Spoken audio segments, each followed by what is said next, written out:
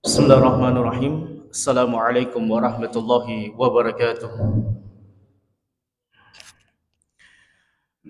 Innal hamdalillah nahmaduhu wa nasta'inuhu wa nastaghfiruhu wa nastahdi wa natubu ilayh wa na'udzu billahi min shururi anfusina wa sayyiati a'malina. May yahdihillahu fala mudilla lahu wa man yudlil falan tajida lahu waliyyan mursyida. وأشهد أن لا إله إلا الله وحده لا شريك له وأشهد أن محمدا عبده ورسوله لا نبي ولا رسول بعده. قال الله تبارك وتعالى في كتابه وهو أصدق القائلين بعد أعوذ بالله من الشيطان الرجيم يا أيها الذين آمنوا اتقوا الله حق تقاته ولا تموتن إلا وأنتم مسلمون ثم أما بعد.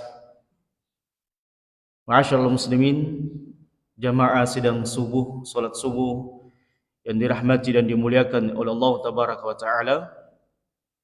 Fil bidayah qabla nunqil muhadharah fi hadhihi as-subh, sebelum kita melanjutkan kajian kita, maka saya mengingatkan kepada jamaah sekalian untuk jangan pernah letih dan lepas mendoakan saudara-saudara kita di Palestina, dan senantiasa mengucapkan kalimat istirja, sebab apa yang terjadi di Palestina sana adalah merupakan kejahatan kemanusiaan yang paling besar. Tak kala semua dunia terdiam, bisu, tuli melihat kejahatan kemanusiaan yang paling mengerikan di abad modern ini, itu dibiarkan berlarut-larut. Sudah hampir mendekati 10.000 saudara-saudara kita dibantai, dibunuh dengan sangat keji tanpa berperi kemanusiaan. Kenapa tidak jamaah rahmatullah? Sebab seorang mukmin itu saudara dia. Apapun warna kulitnya, bagaimanapun warna benderanya, dimanapun dia berada, seorang muslim itu bersaudara dia. Bahkan tidak akan mungkin sempurna keimanan seorang hamba sampai dia mencintai saudaranya. Nabi SAW mengatakan, "Mathalul mu'min fi tawadihim wa tarahimihim wa ta'atufihim mathalul jasad." Perumpamaan seorang orang mukmin itu dalam hal berkasih sayang, mencintai, berlaku lemah lembut di antara mereka. Mathalul jasad, seperti satu badan. Jadi kita ini satu tubuh. Dimanapun kita berada, maka seorang mukmin wajib menampakkan kecintaannya kepada mukmin yang lainnya. Kita hanya dibedakan dengan zona waktu atau tempat. Selebihnya kita adalah bersaudara. Kemudian Nabi SAW mengatakan, "Idza ishtaka minhu udhun tada'a lahu sa'irul jasad bisari wal humma." Yang apabila salah satu anggota tubuh ini tergores, tertusuk, tersakiti, maka seluruh tubuh ini akan merasa sakit, tidak mampu tertidur dengan nyenyak, dan merasakan panas efek daripada satu tubuh yang luka tersebut. Maka bagaimana kalau tubuh itu terkoyak dengan bom yang tidak main-main zaman rahmatullah? Zionis Yahudi ini menggunakan bom yang dilarang oleh PBB. Tapi Zionis ini, pengecutnya mereka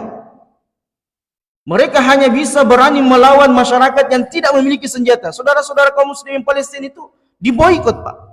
Tidak ada persenjataan yang bisa masuk.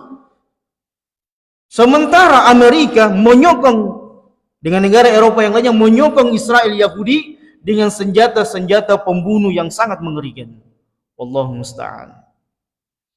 Maka Allahumma ahlikil kafara wal musyrikin wa dammir a'da'a wa a'da'aka din bi rahmatika ya arhamar rahimin. Allahumma ansur ikhwanana fi Palestin al-mujahidin al-maqtulin fi Palestin ya arhamar rahimin. Ikhwatal iman rahimani rahmakumullah. Kajian kita pada kesempatan yang berkaitan terkait dengan huru-hara yang akan terjadi pada hari kiamat, termasuk peristiwa Palestina ini. Sebutkan sebagian para ulama, dia akan menjadi di antara tanda-tanda kebesaran Allah, akan munculnya nanti Dajjal, Ya'juj dan Ma'juj, begitu pula Nabi Isa, sampai nanti pintu gerbang hari kiamat itu akan terjadi.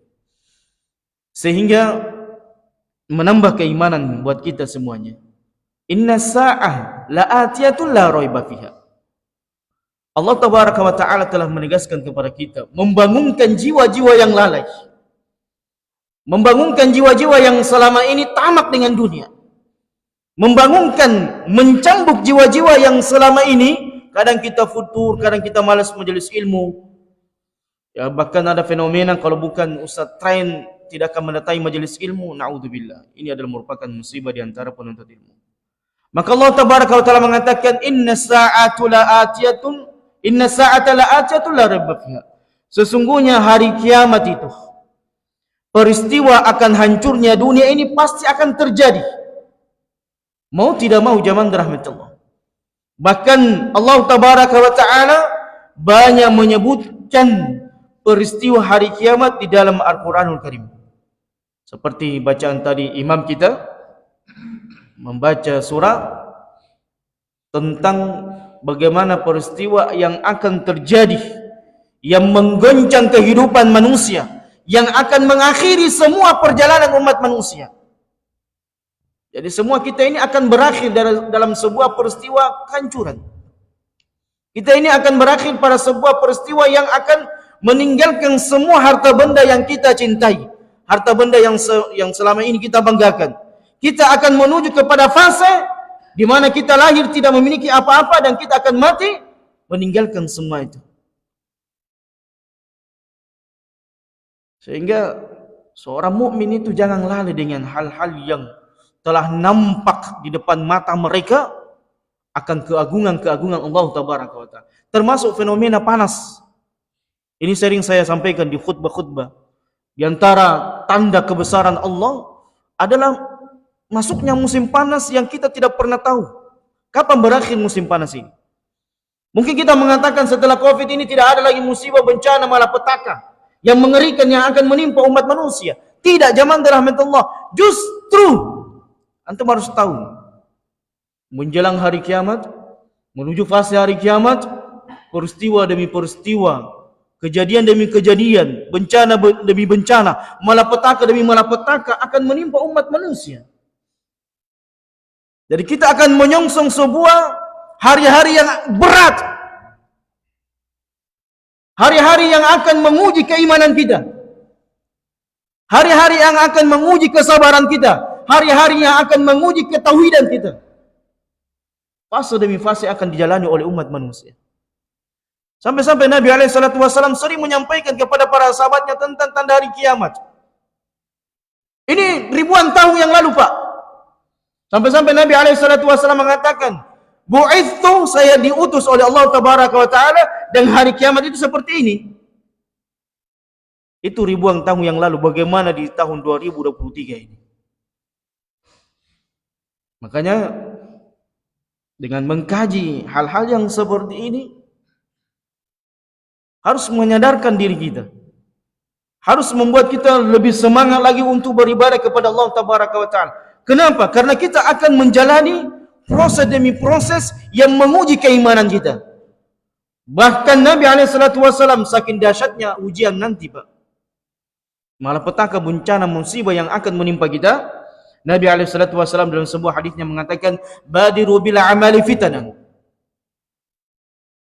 Pergegaslah oleh kalian, perbanyak oleh kalian dimanapun kalian berada, apapun momennya kalian, manfaatkan waktu, manfaatkan tempat. Untuk apa? Badiru bil a'mali fitanan. Perbanyak beramal sebelum datangnya fitnah-fitnah yang akan menimpa umat manusia. Termasuk sebentar lagi kita akan memasuki fitnah-fitnah tahun-tahun penuh dengan kedustaan. Tahun apa itu? Perpolitikan. Termasuk tahun-tahun penuh dengan kedustaan adalah perpolitikan. Walaupun kita tidak bisa mengelak daripada proses bagaimana melahirkan pemimpin di Indonesia ini, setidaknya kita, jamaah rahmatullah, jangan disibukkan dengan perkara yang seperti itu. Karena dia adalah merupakan di antara fitnah-fitnah yang terjadi di antara kaum muslimin yang menimpa negara kaum muslimin. Sama mungkin kita mengatakan kenapa Palestina sering mudah dibombardir, mudah dihancurkan. Karena antum harus tahu di Palestina ini banyak partai-partai juga yang berkepentingan. Rapuhnya kaum muslimin, tidak kuatnya persatuan mereka. Dan nanti kita akan bahas sedikit. Walaupun ya sebagian orang itu tidak mampu mencerna ke sana apa yang disampaikan oleh para ulama berkaitan dengan Palestina. Nanti kita akan masuk di bagian qabdul ilmi. Di antara sebab banyaknya huru-hara nanti adalah meninggalnya ulama satu demi satu. Kenapa jamaah rahmatullah? Sebab ilmu ini adalah penerang cahaya di kala banyaknya fitnah yang terjadi.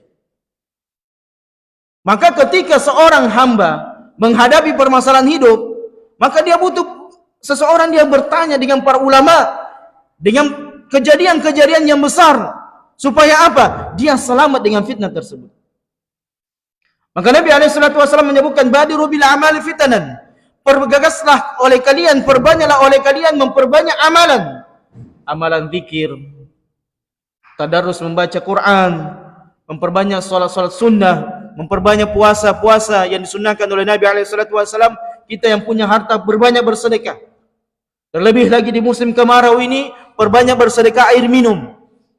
Karena salah satu amalan yang ringan dan mudah memasukkan kita ke dalam surga adalah bersedekah dengan air minum. Sakul ma. Sebagaimana kita sering mendengarkan hadis tentang wanita pezina di zaman Bani Israel. Pezina, Pak. Zina itu di antara dosa besar.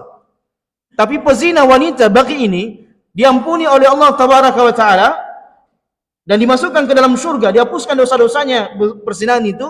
Karena apa? Memberi minum seekor anjing. Kalau seekor anjing saja diberi minum oleh seorang wanita ini, dia ikhlas, tulus, jadi payahnya dengan susah payah, dia turun ke sumur dan naik ke atas sumur untuk memberi seekor anjing minum yang lagi sekarat, diampuni dosa-dosanya, dimasukkan ke dalam surga. Itu seekor anjing. Bagaimana dengan orang beriman kita beri minum?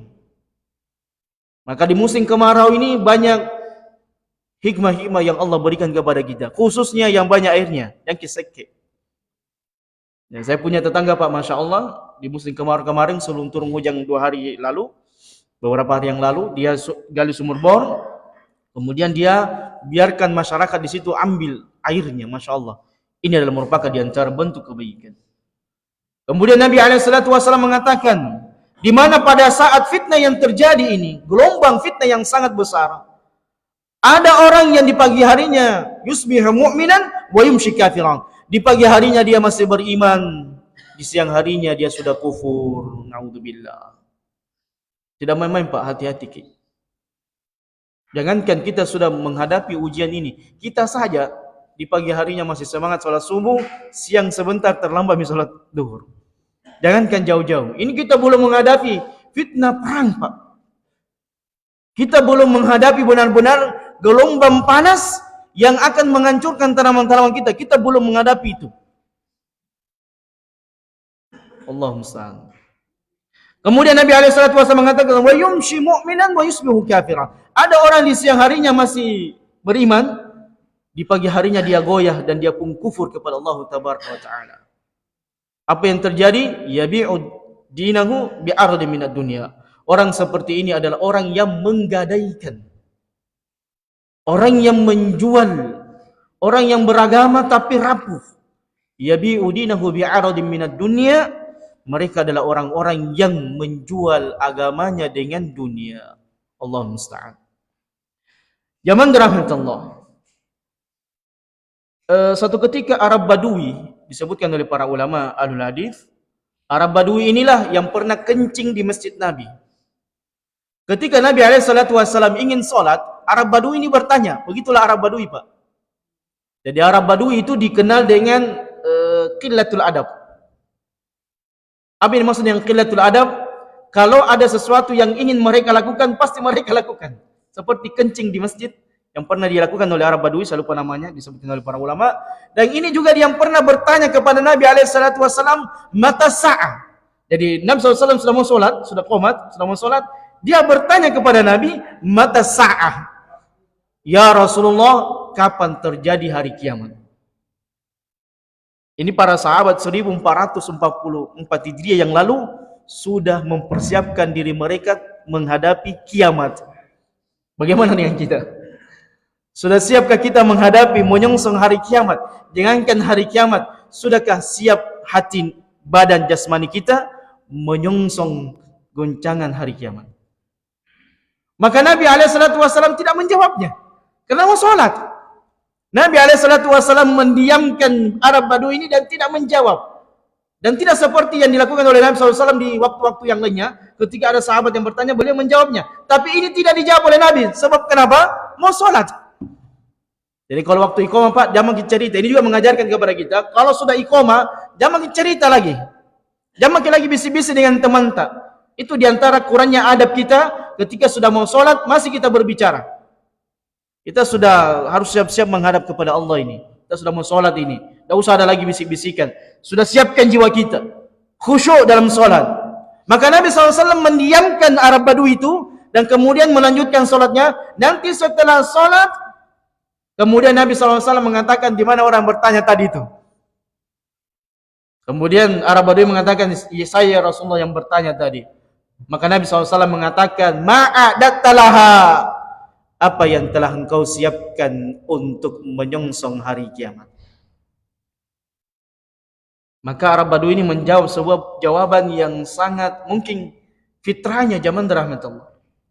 Fitrah beliau setelah beliau beriman kepada Nabi SAW, maka Arab Badui ini mengatakan, ya Rasulullah, tidak ada amalan tertentu yang saya siapkan untuk menyongsong hari kiamat, illa kecuali saya menanamkan dalam diri saya cinta Allah dan cinta Rasulnya. Jawabannya ini Pak luar biasa, dijelaskan oleh para ulama. Ternyata sebab keselamatan itu berpegang dengan dua ini. Ketika nanti ditimpa musibah, bencana, apapun ujian kita, ternyata keselamatan itu adalah puncaknya cinta. Cinta kepada siapa? Allah dan Rasulnya. Sebab Nabi setelah mendengarkan jawaban dari Arab Badui ini, beliau kemudian mengatakan, anta ma'amang ahbabta. Engkau akan nanti bersama dengan orang yang engkau cintai. Artinya apa zaman rahmatullah? Siapa yang ditimpa musibah, kemudian dia tetap berpegang dengan cintanya kepada Allah. Dia meyakini semua ujian datang dari Allah, keselamatan dari Allah, dia selamat.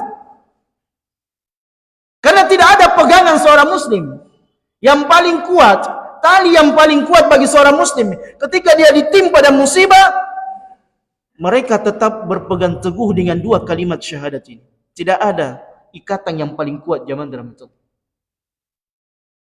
Jadi ketika kita ditimpa dengan musim kemarau ini, kita kembalikan semuanya kepada takdir Allah. Allah yang mentakdirkan, Allah yang menentukan, dan mungkin sebagai ujian bagi umat manusia,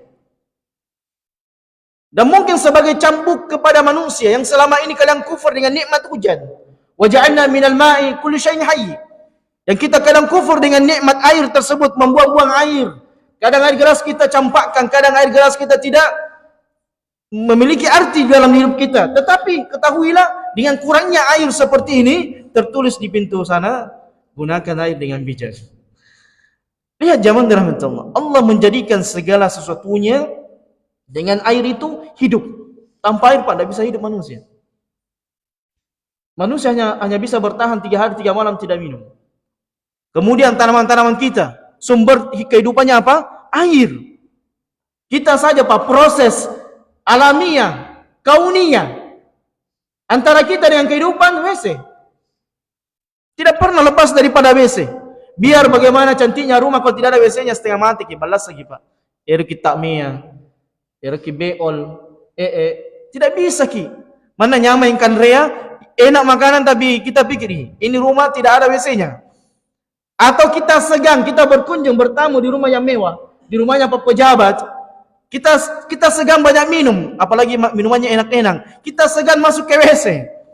Betapa nikmat zaman rahmatullah Allah berikan kepada kita, nikmat buat yang kecil, ada kasihan teman yang tidak bisa prostat dan sebagainya, ada gangguan di kelaminnya, susah kencing, masya Allah, nikmat. Yang mungkin nikmat Allah ini kita tidak bisa hitung. Tapi zaman rahmatullah, sehingga ada beberapa poin huru hara akhir zaman itu akan terjadi dan sebelumnya diawali dengan tanda-tanda. Nabi SAW menyebutkan kepada kita, mudah-mudahan kita mengambil istifadah, manfaat. Makanya majelis ilmu itu jangan ditinggalkan. Dengan ujian yang ada, cobaan yang ada, dengan futur yang ada, di antara yang bisa menguatkan kita satu sama yang lainnya adalah majelis ilmu. Sampai-sampai para ulama kita dahulu saling memanggil, ta'al linu'min sa'ah. Sini, kemari, supaya kita bisa beriman walaupun sesaat. Maksudnya apa? Dengan majelis ilmu itu terjaga keimanan, Pak. Makanya masjid-masjid itu harus banyak majelis ilmu. Harus banyak kegiatan-kegiatan transfer ilmu pengetahuan. Supaya apa? Keimanan kita dikuatkan. Bahkan keutamaan majelis ilmu, siapa yang ada ujiannya, ada goncangan kehidupannya, di antara yang bisa menenteramkannya adalah majelis ilmu. Dan banyak sekali keutamaan majelis ilmu. Yang pertama, zaman rahmatullah, poin yang kita sebutkan, di antara tanda hari kiamat adalah yataqarabuz zaman. Man maksud yataqarabuz zaman?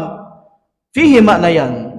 Para ulama mengatakan yataqarabuz zaman memiliki dua makna. Makna yang pertama, saya terjemahkan dulu. Yataqarabuz zaman di sini maksudnya adalah tanda hari kiamat itu satu sama yang lainnya waktu itu sudah tidak dirasakan lagi. Dekatnya waktu.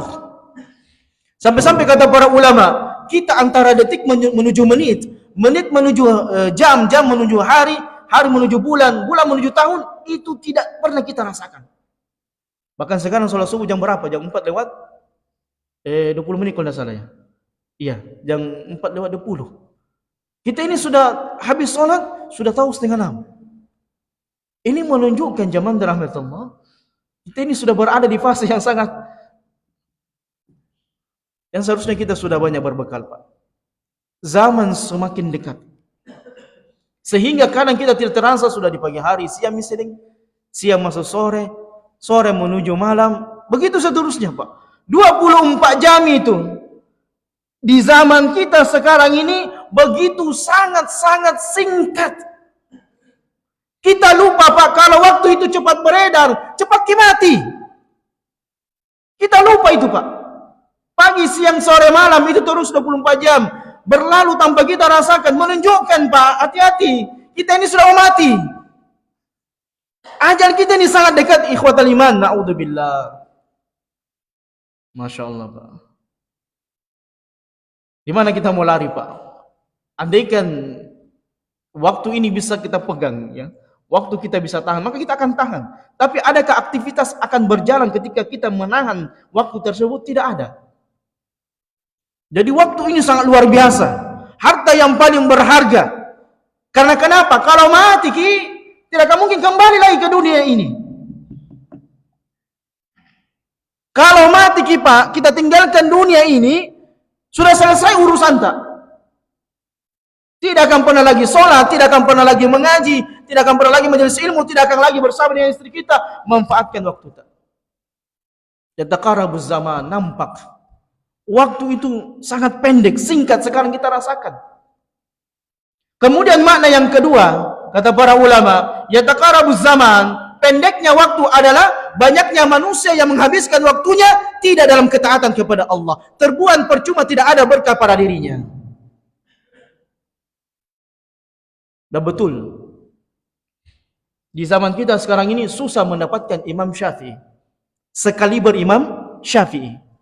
Di zaman kita sekarang ini sudah tidak bisa mendapatkan sekaliber Imam Ahmad. Kenapa di zaman-zaman dahulu banyak melahirkan ulama-ulama, sementara di zaman kita sekarang ini, demi Allah, susah menciptakan ulama. Kenapa? Inilah kata para ulama, yataqarabuz zaman, maknanya adalah kita hidup tapi tidak menghasilkan apa yang dihasilkan oleh orang-orang terdahulu. Orang-orang terdahulu pendek-pendek umurnya. Di antara Imam Syafi'i tidak sampai 50 tahun, Pak, tetapi mampu menciptakan kitab-kitab yang dijadikan rujukan oleh para ulama. Begitu pula dengan Imam Ahmad. Imam Ahmad di antara imam yang tidak menikah ya, kalau saya tidak salah. Menikah beliau. Rahimallahu anhu rahmatan wasi'ah. Tetapi bersama dengan itu umur mereka tidak banyak, tidak 70-an, 80-an, tapi mereka mampu menciptakan kitab-kitab yang banyak.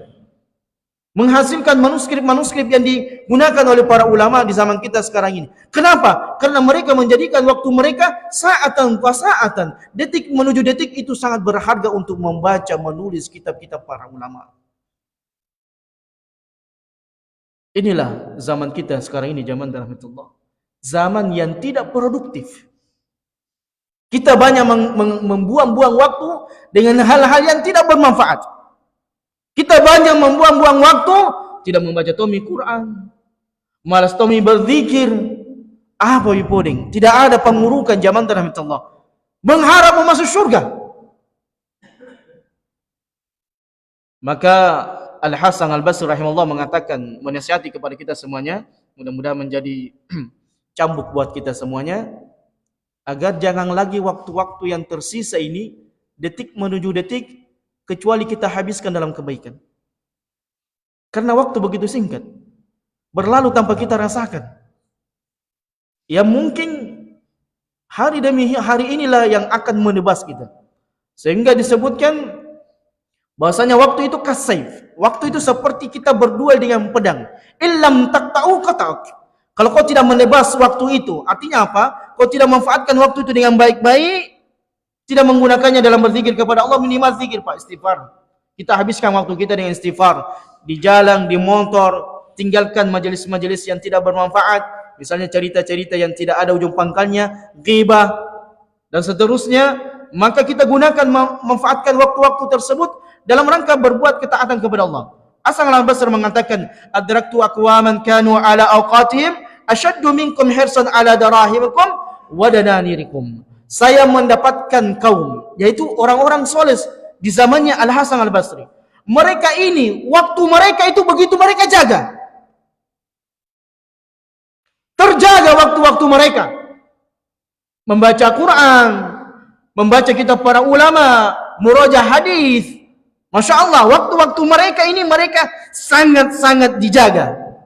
Adraktu aqwaman kanu ala awqatihim ashaddu minkum. Saya mendapatkan orang-orang soleh di zaman-zaman dahulu, ketika beliau kecil sampai dewasa, mereka mendapatkan orang-orang yang sangat menjaga waktunya daripada kalian. Itu di zamannya Al-Hasan Al-Basri, apalagi di zaman kita sekarang ini. Ada anak-anak muda main game, Masya Allah, sampai berjam-jam, Pak. Ada orang cerita, ngopi, nongkrong, berjam-jam duduk. Habis kopinya tambah sambalu. Mau pulang tunggu dulu sebentar, Pi. Malakam makurbenennu, ngopi mengkorong.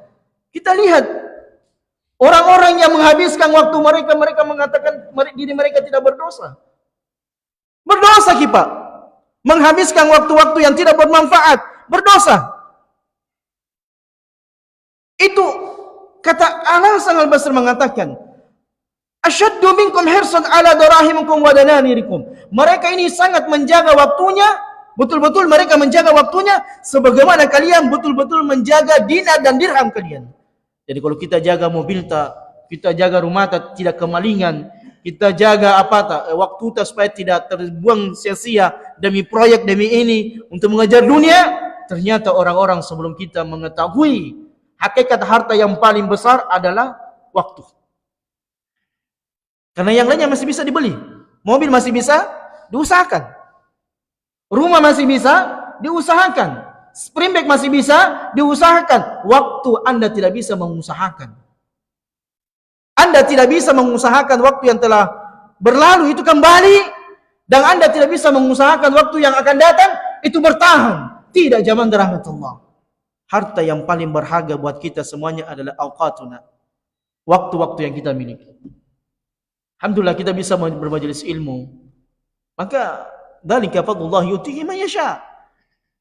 Tidak apa-apa jika kita berkaitan dengan dunia biasa-biasa. Tidak ada masalah zaman dalam. Intinya keimanan, ketakwaan kita ini tetap terjaga. Tidak usah hasad dengan dunianya manusia. Tidak usah hasad dengan perniagaan manusia. Biarkan mereka zaman rahmatullah. Dzalika fadlullah yutihi man yasha. Di antara keutamaan yang Allah berikan kepada kita adalah bisa taat kepada Allah. Alhamdulillah nikmat. Kita sudah ada makanan di rumah, bisa bersama dengan istri kita, kemudian menutup aurat, anak-anak kita membaca Quran, sebuah nikmat yang besar-besar. Karena nikmat-nikmat inilah yang akan dimintai pertanggungjawabannya. Dan di antara nikmat yang akan dimintai pertanggungjawabannya pada hari kiamat, la tazula qadama 'abdi hatta yus'al. Tidak akan pernah bergeser kedua kaki seorang hamba di pada hari kiamat sampai dia ditanya di antara perkara yang akan ditanyakan tentang waktu. Karena waktu ini adalah sesuatu yang paling berharga dalam hidup kita. Apa yang ingin diharapkan oleh para orang tua? Laita syababu ya'udu yauman. Andaikan masa muda itu bisa kembali lagi. Tanya orang-orang tua yang setelah yang di masa ini, apa yang mereka harapkan? Bisa kembali menjadi muda. Tetapi semuanya akan berlalu, semuanya akan berhenti, semuanya akan punah. Dan sebelum kita mendapatkan kepunahan itu, manfaatkan waktu-waktu kita. Mulai hari ini zaman dalam tunggu, jangan habiskan waktu dalam perkara yang tidak bermanfaat. Kemudian disebutkan juga Amir ibn Qais minat tabi'in,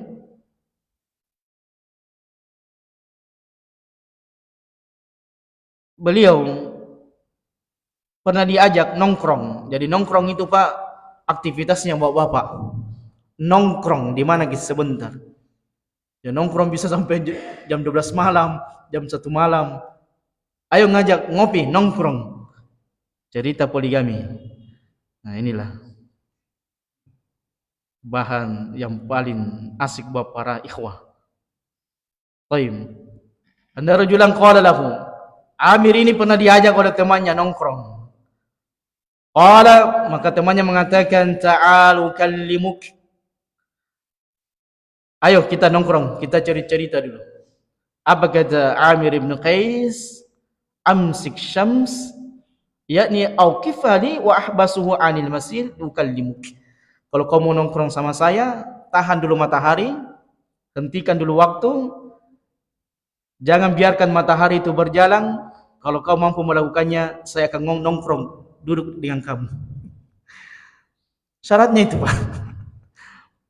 Itu orang-orang soleh sebelum kita Pak, tidak mau menghabiskan waktunya dengan hal-hal yang tidak bermanfaat memang. Hal-hal yang akan menyusahkan mereka pada hari kiamat. Hal-hal yang tidak berguna, hal-hal yang tidak bermanfaat. Andaikan nongkrong ada uang 1 miliar di depan, ayo kita nongkrong. Ini tidak ada Tommy. Tidak ada Tommy uang di depan. Dan ada bertambah perkara dunia dan juga tidak bertambah keimanan.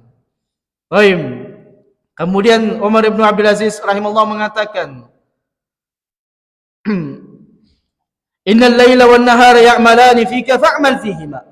Sesungguhnya siang, peredaran pagi dan malam ini, semua waktu ini Allah tundukkan untuk bekerja dengan kita. Allah tundukkan waktu ini untuk kita. Pagi kita salat subuh, alhamdulillah bisa salat subuh. Salat subuh itu adalah amalan yang sangat besar. Salat subuh itu Pak adalah amalannya orang-orang beriman. Salat subuh itu amalannya orang-orang bertakwa. Karena kenapa? Salat subuh adalah di antara ibadah yang sangat berat. Butuh perjuangan, butuh proses. Butuh proses Pak, tidak mudah, tidak gampang kita salat subuh itu. Tak rusak-rusak di. Berat memang zaman rahmatullah. Karena salat subuh ini dia adalah merupakan di antara tanda keimanan dan ketakwaan kita kepada Allah. Bahkan dahulu para sahabat itu kalau mau tahu orang-orang munafik, lihat salat subuhnya. Siapa yang tertinggal dan tidak salat subuh. Dan jadi aib bagi mereka orang yang tidak salat subuh di zaman para sahabat. Kita Masya Allah jam salat subuh jam 6, jam 7 ya, tapi dianggap biasa, naudzubillah. Inilah zaman rahmatullah apa yang menjadi cambuk buat kita semua. Kemudian Ibnu Mas'ud mengatakan, ma nadimtu ala syai'in nadami ala yaumin gharabatis syamsi naqasa fi ajali wa lam yasif fihi amali. Saya tidak pernah menyesal. Masya Allah. Ibnu Mas'ud, Abdullah Ibnu Mas'ud, salah seorang sahabat yang mulia, di antara ulamanya sahabat. Walaupun masih muda di zamannya, ketika beliau menjadi dewasa, menjadi tua, dia menjadi di antara kibar ulama, di antara kibar ulamanya para sahabat. Abdullah bin Mas'ud mengatakan, saya tidak pernah menyesal, kecuali saya menyesali hari yang terbit padanya matahari, Ketika matahari itu tenggelam, tidak bertambah juga amalan-amalan saya. Hasibu anfusakum qabla an tuhasibu. Makanya zaman rahmatullah, hari-hari ini, kedepannya dan seterusnya, seorang mukmin harus terus menghisap dirinya. Mentrospeksi dirinya, Pak. Jangan biarkan waktu-waktu itu berlalu. Waktu-waktu yang berguna, bermanfaat ini berlalu begitu-begitu saja, Pak.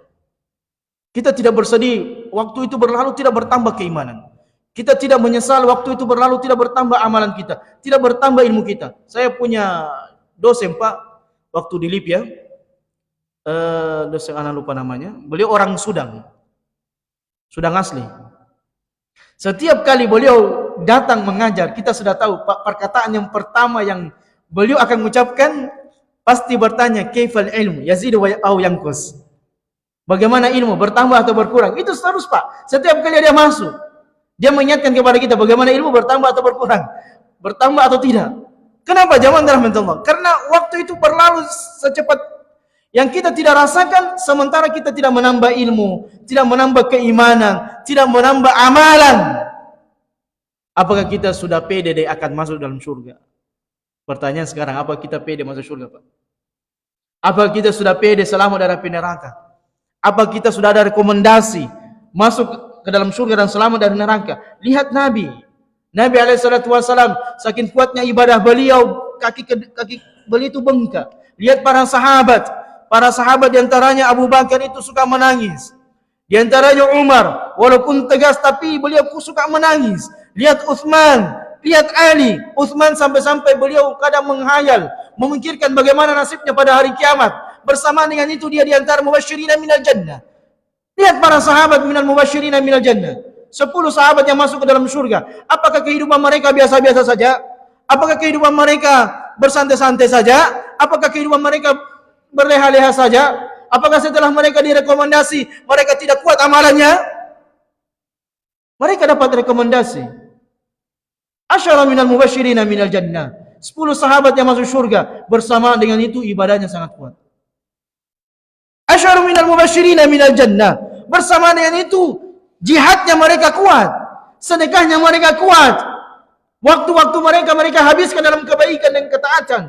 Mereka tidak berbicara kecuali kebaikan. Qala Allah wa qala Rasul. Mereka tidak beramal kecuali qala Allah wa qala Rasul. Kita belum ada masuk jaminan, Pak. Belum ada jaminan. Bahkan jaminan mendapatkan husnul khatimah belum ada jaminan. Ada seorang hamba, kata Nabi SAW, antara dia dengan surga itu sangat dekat. Tinggal beberapa hasta dia masuk surga. Tetapi takdirnya dia melakukan amalan ahli neraka di akhir hidupnya, na'udzubillah, dan dia pun masuk ke dalam neraka. Karena jaminan.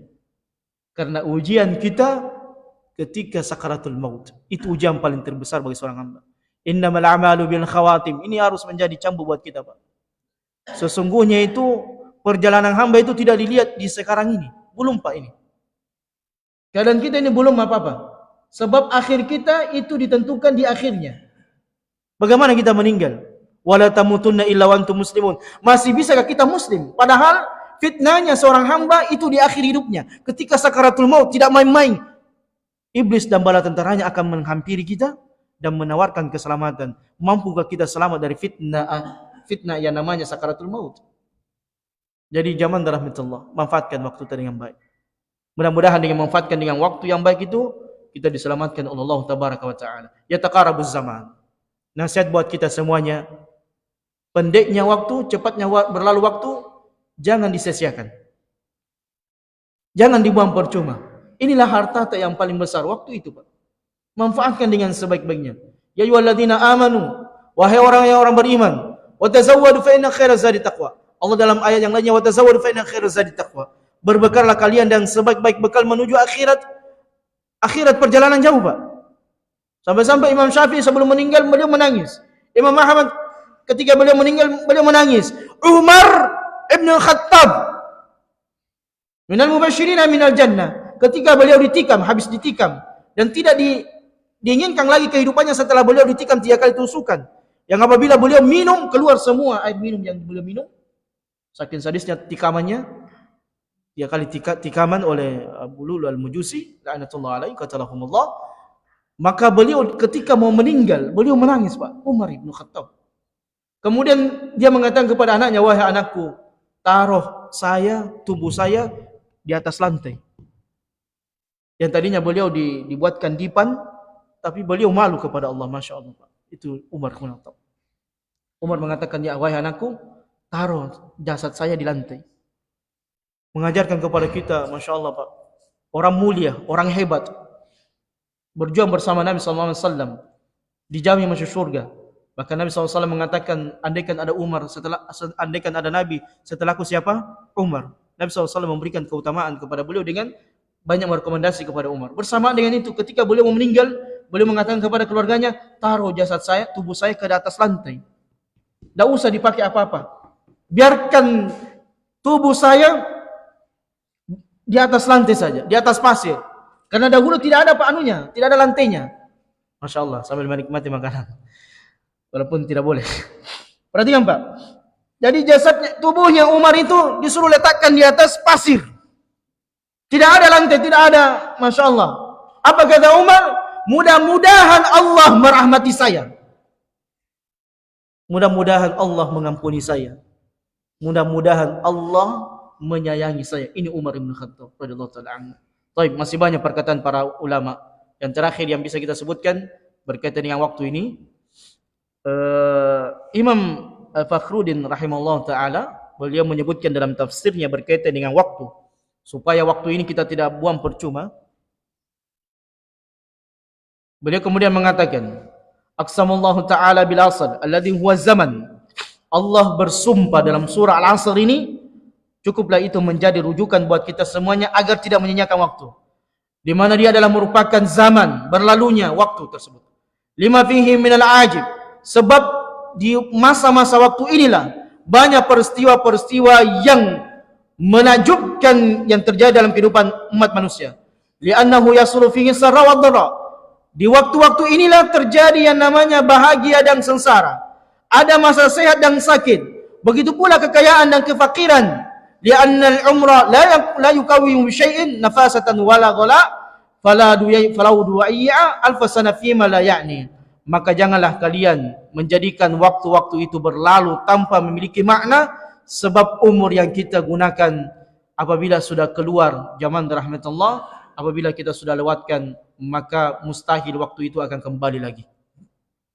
Kemudian poin yang kedua, ini yang pertama tadi, yataqarabuz zaman. Yang kedua, zaman rahmatullah, yukbadul ilmi. Di antara yang menyebabkan huru-hara adalah dicabutnya ilmu. Jadi ilmu ini akan dicabut. Yang berkaitan dengan ilmu akan terangkat. Dan nanti zaman rahmatullah, Allah akan mengangkat kalamnya. Apa yang dimaksud? Allah akan mengambil kembali Quran-Quran yang ada tercetak dan Quran-Quran yang ada di dalam diri orang-orang yang menghafalnya.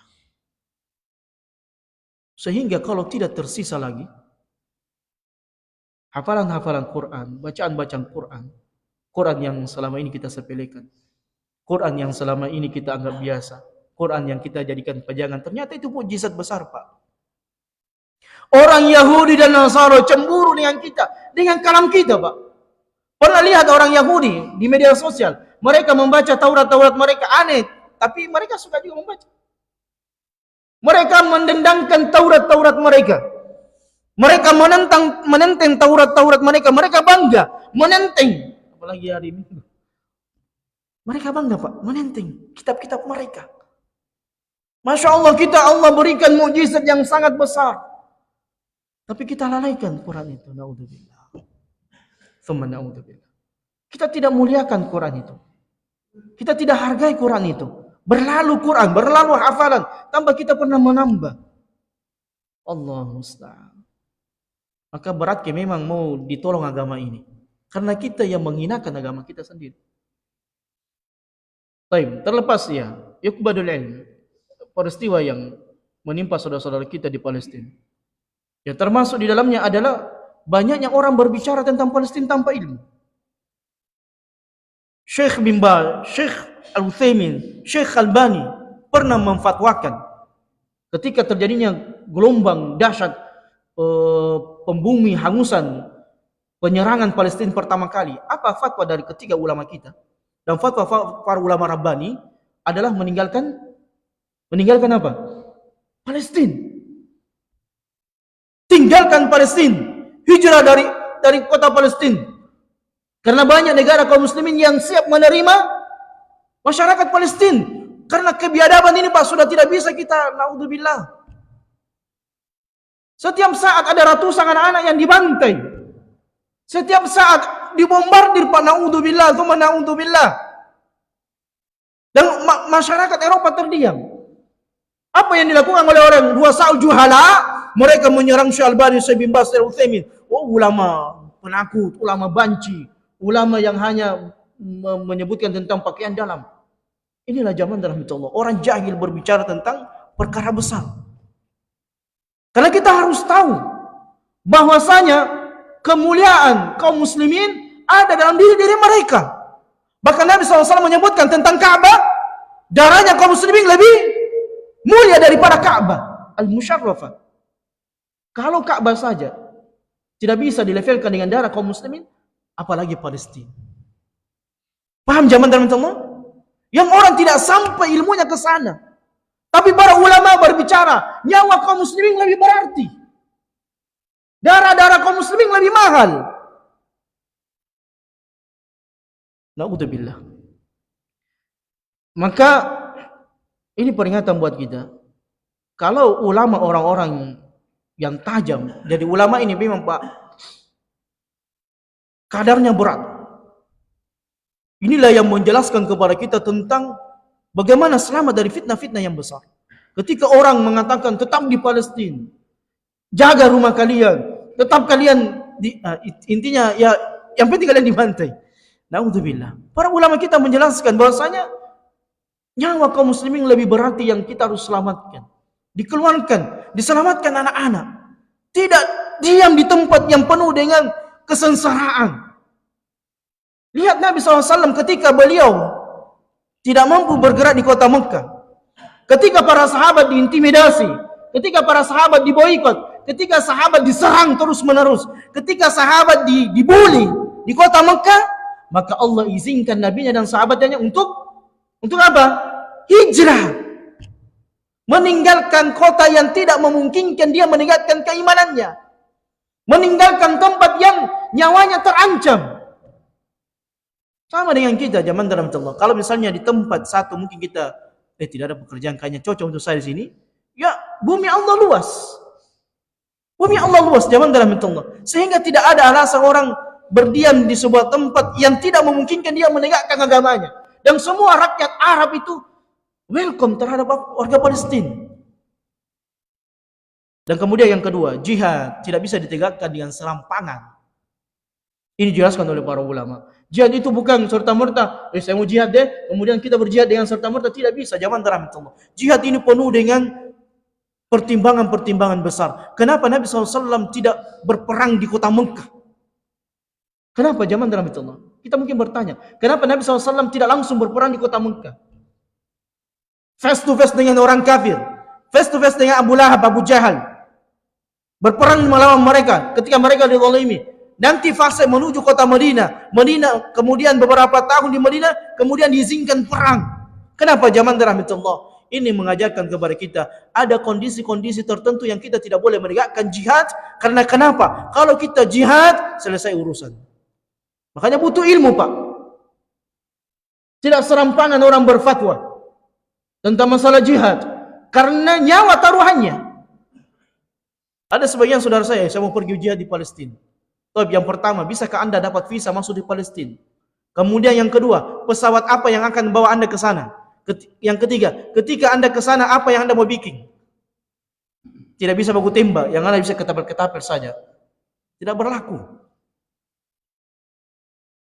Senjata nasionalis itu Pak, amunisinya setajam ini dia, panjangnya. Jadi memang tidak main.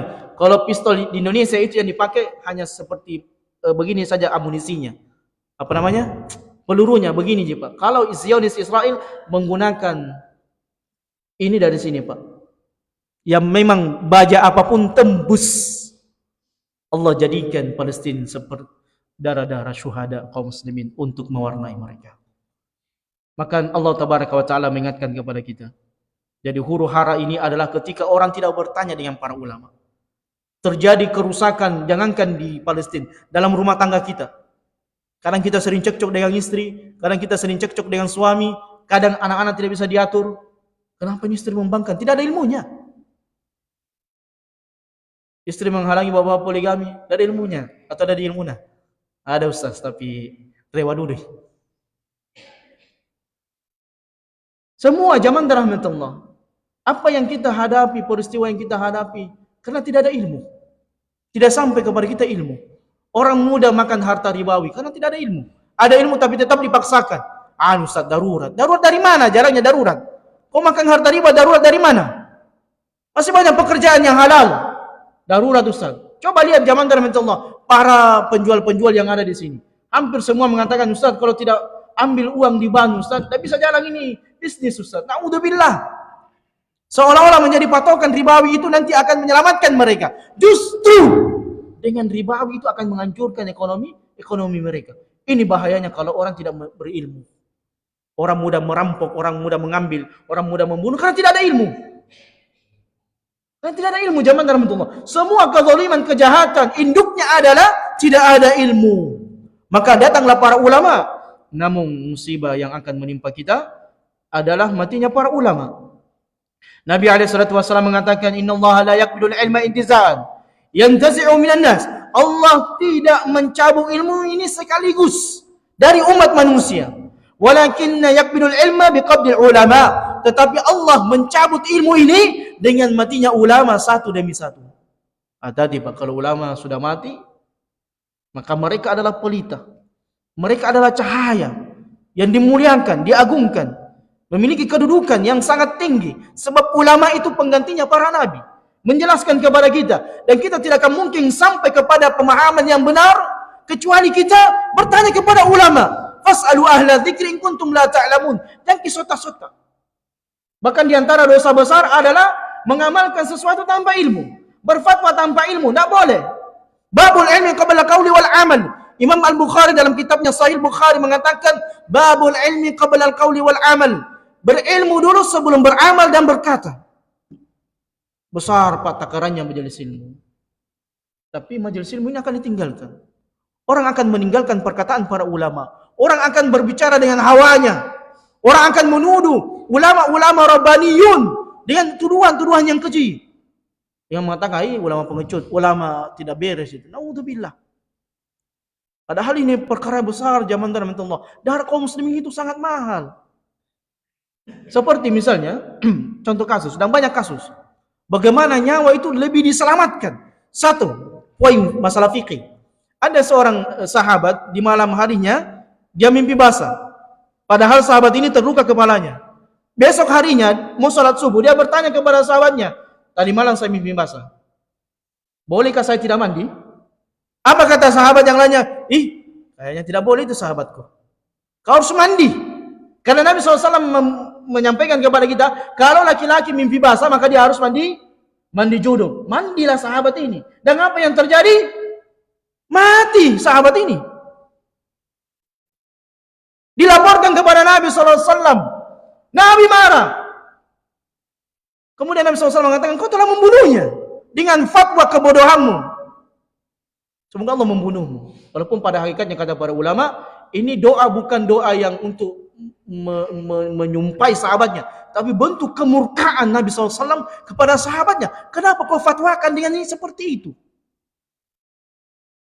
Ala sa'alu, apakah kau tidak bertanya kalau kau tidak paham? Kemudian yang kedua, ketika antum berada di sebuah tempat, tidak ada makanan kecuali yang ada babi guling. Kecuali ada babi utang di utang itu, di hutang. Tidak ada makanan. Apa yang antum harus lakukan? Sabar deh, puasa saja sampai saya mati. Apa yang dilakukan? Syariat membolehkan apa? Ketika dalam keadaan darurat apa? Makan. Sesuai dengan kebutuhan. Jangan habisi. Nyawa yang padat tadi. Sesuai dengan kebutuhan saja. Ini bagaimana syariat. Tidak akan mungkin kita pahami kecuali dijelaskan oleh para ulama. Seperti misalnya orang masih bertanya, apakah wajib bermazhab atau tidak? Masya Allah. Selalu jadi perbincangan, perdebatan. Apakah boleh bermazhab atau tidak? Boleh bermazhab atau tidak? Wajib bermazhab atau tidak? Mazhab ini, mazahib, ini adalah merupakan nikmat yang Allah berikan kepada kita, umat Islam. Dengan adanya imam mazahib, kita memahami apa yang Allah inginkan.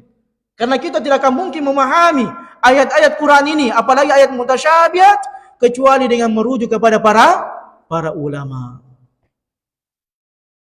Makanya zaman dalam Allah, ustaz-ustaz dai-dai yang mengajarkan kita ilmu ini adalah merupakan kemuliaan. Nikmat yang Allah berikan kepada kita. Sebab kenapa Yahudi dicela, Nasara dicela? Karena mereka gagal dalam mengamalkan ilmu. Yang pertama, Yahudi ini adalah orang gagal mengamalkan ilmu.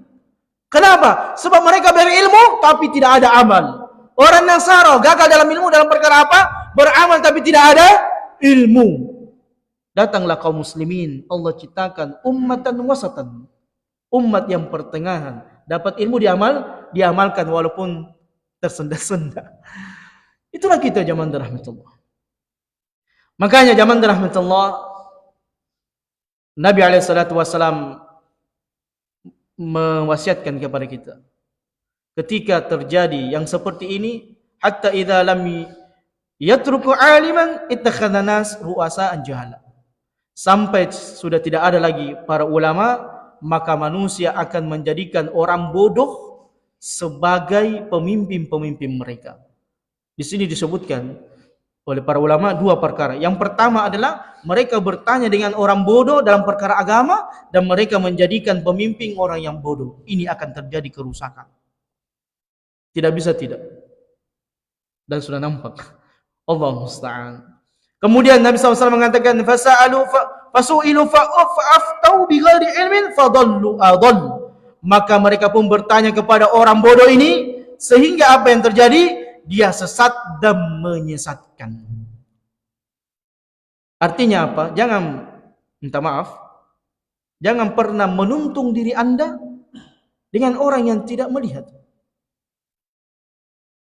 Jangan bertanya kepada konstruksi bangunan kepada minta maaf orang-orang yang tidak paham. Bagaimana lagi kalau perkara agama? Oh Ustaz ini kemudian viral, Ustaz ini kemudian lucu, Ustaz ini kemudian tarekatnya begini-begini. Enak Ustaz ketika didengar, mendayu-dayu suaranya, enak penyampaiannya, bijak penyampaiannya. Naudzubillah. Kita melihat dan mengambil ilmu, apakah mereka berbicara tentang Quran dan sunnah Nabi SAW. Kemudian kita singkat saja, ini waktu juga. Yang ketiga, zaman rahmatullah, yang paling mengerikan yang akan menimpa kita adalah penyakit gigili. Tahu gigili? Seke. Ini yang menimpa kita sekarang ini. Naudzubillah. Dan ketahuilah zaman rahmatullah, penyakit pelik ini ternyata adalah penyakit yang sangat kronis. Penyakit yang sangat dicela Allah Tabaraka wa Ta'ala. Penyakit yang dibenci oleh Allah Tabaraka wa Ta'ala. Di antaranya kejelekan sifat pelik, gigili. Allah Tabaraka wa Ta'ala mengatakan orang yang gigili, orang yang seke, orang yang pelik, itu hidupnya selalu sempit. Orang yang berperilaku pelik ini tidak suka berbagi, malas untuk bersedekah, berinfak di jalan Allah, maka disempitkan kehidupannya. Dia tidak akan pernah merasakan kelapangan hidup. Allah Tabaraka wa Ta'ala mengatakan, wa amma man bakhila wastaghna. Adapun di antara manusia yang bakhil, kemudian berlaku congkak, istagna, merasa orang kaya, merasa hebat. Apa kata Allah? Wa kadzdzaba bil husna, dan mereka mendustakan al husna hina adalah negeri-negeri akhirat berupa surga. Jadi sinkronnya apa zaman dalam Allah? Orang bakhil karena tidak percaya surga. Orang enggan untuk bersedekah karena tidak percaya dengan balasan yang Allah berikan kepadanya. Makanya Allah katakan wa amma man bakhila wastaghna. Adapun yang bakhil, berlaku congkak, merasa kaya, wa kadzdzaba bil husna, dan mereka mendustakan negeri yang baik, negeri akhirat, fasanuyassiruhu lil usra. Apa kata Allah? Janji Allah kepada orang bakhil, benar-benar kami akan buat kehidupannya menjadi sempit. Di masa susah, jangan tahan harta-harta Anda. Di masa pecek seperti ini, jangan tahan rezeki Anda. Justru semakin terjadinya musibah bencana zaman rahmatullah, termasuk sokongan kita, bantuan kita kepada saudara-saudara kita di Palestina, kalau tidak bisa, dengan doa, dengan dana, walaupun jasad kita tidak menyatu dengan mereka, minimal dengan doa dan dana kita, apa yang bisa kita sumbangkan? Karena Allah Tabaraka wa Ta'ala mengancam orang yang bakhil, lagi mereka menang harta mereka. Kemudian zaman rahmatullah, Allah Tabaraka wa Ta'ala menghilangkan keberkahan dari orang yang bakhil. Ini banyak sekali ayat tentang ancaman bakhil, dan mungkin waktu tidak cukup. Allah Tabaraka wa Ta'ala mengatakan, wala yahsabanna alladhina yabkhaluna bima atahumullah min fadli wa khairul lahum. Jangan kalian menyangka orang-orang yang mengira diri mereka kalau mereka berbuat pelik, berbuat sakke dengan apa yang Allah berikan kepada mereka, harta yang Allah lapangkan, rezeki yang Allah datangkan kepada mereka, kemudahan demi kemudahan yang mereka dapatkan, kemudian mereka menahannya, menghitungnya, menyimpangnya, digembok. Pokoknya tidak mentong. Persiapan hari tua. Kau tu nak ketong, tidak ada sistem. Allah Tabaraka wa Ta'ala mengatakan, jangan kalian menyangka apa yang kalian lakukan huwa khairul lakum, itu baik buat kalian, bal huwa syarrul lahum. Bahkan kata Allah, apa yang kalian lakukan adalah merupakan keburukan demi keburukan. Na'udzubillah. Kemarin kita bahas dengan Pak Andi tentang amalan-amalan ringan yang pahalanya surga. Ternyata kalau kita melihat amalan-amalan ringan ini, yang pahalanya surga adalah amalan sosial lebih banyaknya. Di antaranya memberi makan. Dalam sebuah hadis Nabi SAW mengatakan, suatu ketika ada seorang wanita yang datang kepada ibunda Aisyah dalam keadaan lapar, membawa anaknya 2. Kemudian wanita ini datang ke ibunda Aisyah untuk meminta makanan. Maka ibunda Aisyah mengatakan, tunggu sebentar, saya cari makanan. Ibunda Aisyah hanya mendapatkan 3 buah kurma. Masya Allah, Nabi SAW sering beliau tidak didapatkan makanan di rumah beliau, karena beliau sering habis. Di rumah Nabi SAW itu kadang beliau tidak makan berhari-hari. Beliau kadang makanannya ada makanan dibagikan. Bahkan beliau SAW suatu ketika beliau sholat, habis sholat asar atau sholat duhur, anda lupa, beliau teringat dengan dinar yang beliau simpang, beliau pun bangkit dan kembali menuju rumahnya, dan kemudian mengambil dinar itu dan mengatakan bagikan kepada kaum muslimin. Wa yu'thiruna ala anfusihim walau kana bihim khasasah. Ini kedudukan yang tertinggi, yaitu seorang muslim yang butuh tapi dia tetap berbagi.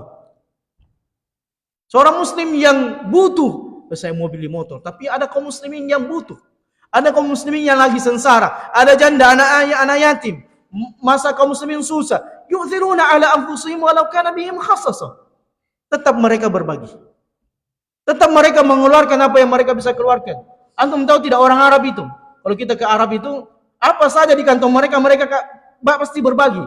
Minyak wangi misalnya, kalau antum duduk di sampingnya orang Arab, mereka buka minyak wangi kemudian kasih kita. Apa saja mereka bisa bagi.